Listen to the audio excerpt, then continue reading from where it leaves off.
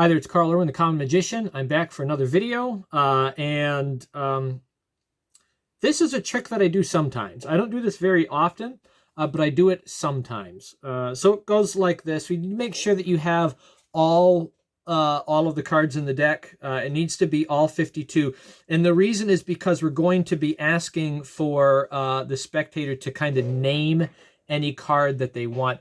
I don't like to do pick a card tricks. This is probably the 10th time I've said that in the series. And so far I haven't demonstrated too many pick a card tricks. I would prefer to have a spectator name a card or think of a card or something like that. And then we do something with that card that everybody openly has heard. The reason why I'm somewhat against pick a card tricks, even though I do some, and we'll probably get to some on here, is that when you say pick a card, right, I think that at a subconscious level, spectators automatically go, ugh, because every card trick is a pick a card trick, right? That when kids learn magic for the first time from a magic book or cereal box or whatever, if they even still do that in cereal boxes, but whenever they learn a trick, it's always pick a card, any card, right? It's a phrase, it's a cliche. So I prefer to avoid that and have spectators name a card, and then we'll do something with it. So this is one of those. So let's say they name like the 4 of diamonds. And what I do here is we need to get the 4 of diamonds out. See if I can find it here. 4 of diamonds. Oh, there's one card facing the wrong way. How about that? Must have happened whenever I shuffled. I don't see it in here. What did you say? You were looking for what? The 4 of diamonds? Is that it? It's the card that was upside down. Imagine that. So this is the invisible deck, right? This is how I do it. It's my method. I don't use an invisible deck. I own one, but I don't use it. I never carry it with me. If I'm going to have a deck of cards with me traveling somewhere, and I never carry one in my pocket. Sometimes I will carry one in my pocket to go to like a mall or someplace where I'm going to be doing a lot of sitting while other people are off doing shopping. And that's mostly just so I can kind of toy around with it. But I don't carry cards anyway, generally, so I wouldn't carry an invisible deck with me. And if I do carry a deck of cards with me when I'm traveling and I have it with me at a restaurant or in a living room in someone's house or something like that, it will be set up, a regular deck that's set up for some tricks that I do, and then I can do more stuff with it after that. Not a separate deck of cards that I do something with, put it away, and then bring in something else. So then I certainly don't do parlor shows or anything like that. But anyway, if I'm going to do the invisible deck, I do it like this, with a regular deck of cards in the moment, completely impromptu. I teach a variation of this kind of treatment on the Magic Bullet video download that I have that deals with the spread call. This is a little different from that one. This is the one way I prefer to do it. On that one, I teach a way that only uses a spread call and kind of stretches the parameters a little bit so that I'm being true to the download. I'm saying this is just a spread call video. This is just about tricks you can do with a spread call and only that. Here I'm doing a couple of other things as well. But yeah, my invisible deck. Now, on all of these videos I'm doing in this series, I have recorded them in one take. Literally, this is magic that I do with regularity. I can do it in one take. I just sat down. This is why I'm getting so much out, because I'm just doing it. I sit down, turn on the camera, I do it. This is stuff I do, yada, yada. We go on from there. Except for this one. I had to record this one twice. The reason why I had to record it twice was because I said way too much. I wanted to have a quick discussion with you because this trick, the reason why I brought this one up is I was reminded of it by something today. And I like to take the opportunity with silly comments that get made to make content. It's a great way to generate content, is to respond. I was uploading earlier and I saw a notification pop up on an old video I did on the invisible deck options that are impromptu or with a regular deck of cards. I posted that years ago, and someone very boldly commented, "Don't teach magic that you don't own." right? Telling me how to be a magician. So I don't know where they're coming from. I just quickly respond. I said, you should feel free to timestamp the location in this video where I'm teaching something that's not mine, because that's not at all what happens in there.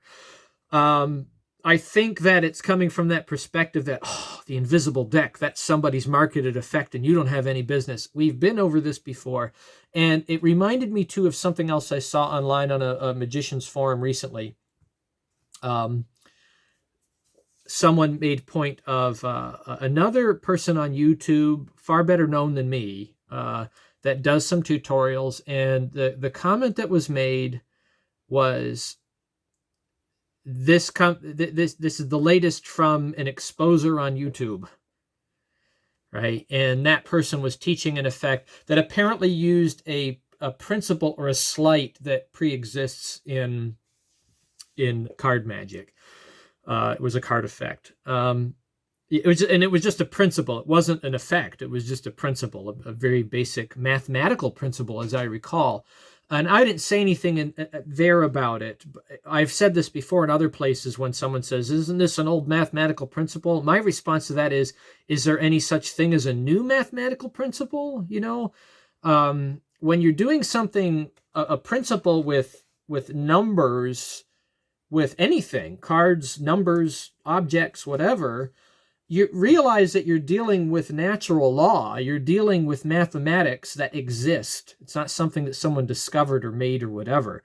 So that's always my response. Is there such thing as a new principle there that I'm not aware of? I mean, can you really invent math? I don't think that works that way. But anyway, it was disheartening to see that comment, and then this thing reminded me of it. And I'm just going to speak my piece one more time here. And I'm trying not to get too upset, or see, I'm not really upset, or just, it's good content creation. It's an opportunity to talk about it. This made me think of it. Nobody owns an effect. I've said it before. Now, I want to get a little deeper, though, just for a couple minutes on this, because I want to be clear. There is, I think, a sentiment out there that everybody knows you cannot copyright an effect, and you can't really copyright a method. You can patent a method or a contraption or procedure or a choreography. You can patent that kind of thing. That's for sure. You can get that registered, and then you can own it because it's affixed to a medium, and that's how you own it.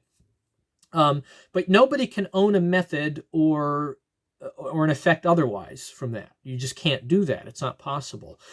But I want to bring up the point that this is not an unfortunate reality. I think there is this thing out there that there's an unjust treatment of magic in the law, that nobody can copyright an effect, and that's unfortunate. We would love to get the law changed so that people can do that. No, you need to understand this. Nobody can copyright an effect because it would be unethical to copyright a phenomenon. The law doesn't account for it because it would be wrong to, not because it's unfortunate that it doesn't. It's not a hole. It's not a loophole. You see, I think that magicians often claim possession of far too much. And they don't know they're doing it, and they don't realize it. They don't take the time to think about that, right? But you can't copyright an effect not because it's a mistake on copyright law. You can't copyright an effect because you don't deserve it. You can't own it. It's not there for the ownership. It's there for the free taking a phenomenon and recreating a phenomenon. That's why it is that way. So whenever we're making our complaints, about the Magician's Code and whatnot, we need to remember why things are the way they are and recognize that we deal in deception, right? Even though it is solicited, even though it is welcomed, even though it's for entertainment purposes only, right? It still is deception. It still is about deceiving people. You can't do deception and deal in deception and then start claiming ethics. You have a hard platform from which you think you can do such a thing, right? It just doesn't work that way. The gray area in magic falls on us, not on other people. And the gray area in your personal magic and the things that you create, it falls on you, not on other people. we have to come to grips, I think we live happier if we come to grips with the fact that people deserve to try to figure out our tricks. They deserve to get it right. They deserve to say it if they want to, if they get it right. They deserve to talk all over. They deserve to do whatever. They're not wrong in doing such a thing. We're the ones that are doing the deception, even though it's done freely for entertainment purposes and for enjoyment. It's still deception, right? That's why getting caught shouldn't really bother us. If you get caught doing something, it certainly ought to be a learning experience, but you shouldn't get upset at somebody for figuring out your trick. This goes then to what ethics do we have? Well, I think there's the ethics of the marketplace, not the ethics of the magic. The ethics of the marketplace say that someone has made something that provides a particular teaching service that does involve a secret. I don't think it's very nice, obviously, to subvert that in some way, to recreate that teaching and try to offer it.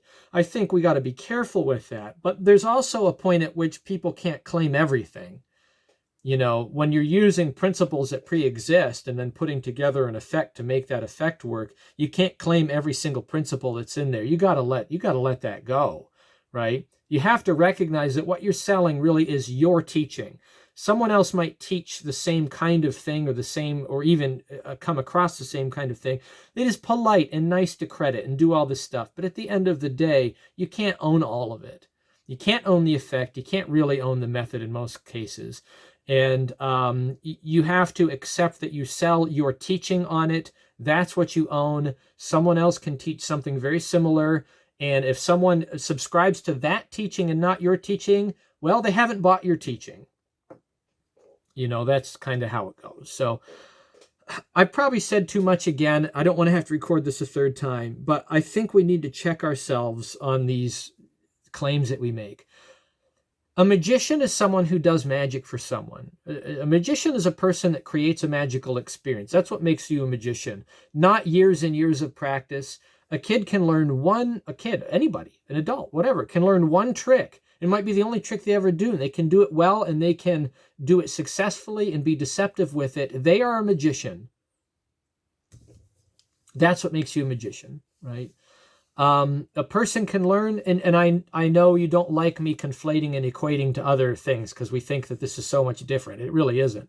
A musician is someone that learns a piece of music and performs it. A composer is someone who writes one piece of music. They are a composer. They have composed a piece of music. A writer is someone who writes something. That's a magician is someone who does magic. That's what makes you a magician. You cease to be a magician. This is where it gets a little different. You cease to be the magician in the moment that you then expose what you've done. That's really what the rules are about, right? Rule number 1 in magic about exposure is never tell the secret. What that rule really means is that it breaks the magic. That's why it's a rule. It's not some kind of arbitrary ethical thing that's placed on all magicians about exposing each other and trying to figure things out and teaching. It's about, I've done a card trick for you. Now I'm going to show you how I did it. I'm not a magician anymore in that moment. And the reason why I'm not a magician isn't because of the act of explaining it. It's because of what happens in the explanation. The magic is gone. It now has an explanation to it. That's why it's a rule. It's just a simple base level logical thing, right? Just this rule.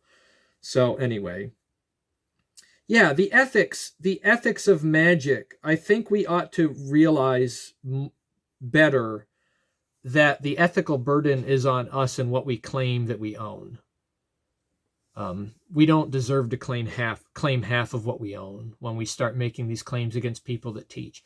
So those of you that are on YouTube that are teaching magic to other people, granted that you're not being a jerk about it and you're not exposing things. It's not so-and-so has this new product out for $100 and I don't think it should be worth that, so I'm going to teach it to you.